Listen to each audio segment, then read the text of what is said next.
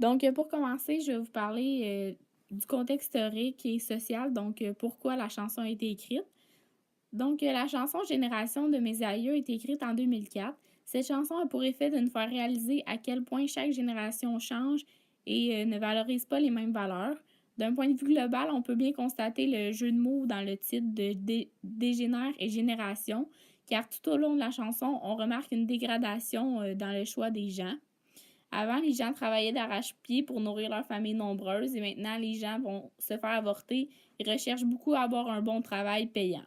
Par contre, il y a toujours des gens qui sont dans la misère et même si, à mon avis, les temps ont changé et il est plus facile maintenant d'avoir un emploi.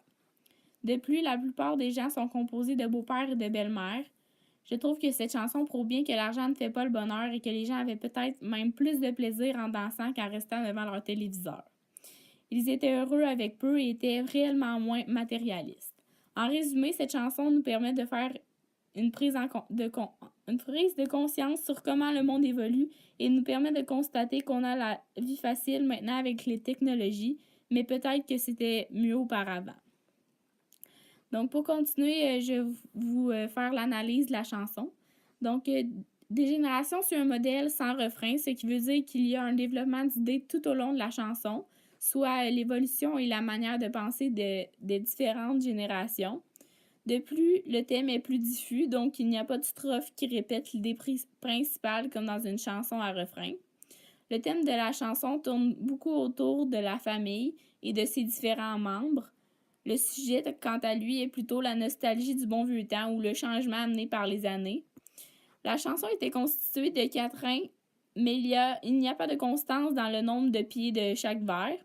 Pour ce qui a trait aux rimes, chaque quatrain termine avec le même son, mais il n'est pas nécessairement écrit de la même manière.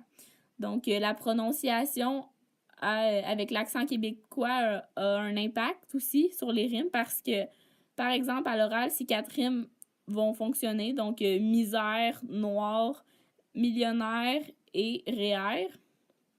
Mais comme dans la chanson, ils disent noir, ben ça fonctionne avec REER, millionnaire et misère.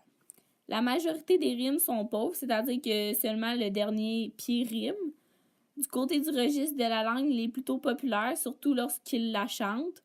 Comme par exemple, ils prononcent des toués au lieu de toi et ils utilisent des expressions québécoises comme fret ou TV. Et ils font aussi plusieurs élisions.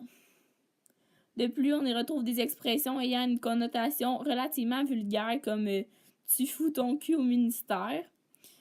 Finalement, on y retrouve quelques figures de style comme l'élision, comme c'était, petite, et des assonances avec ton arrière-arrière-grand-père a vécu la grosse misère. Donc, on a une répétition du son R.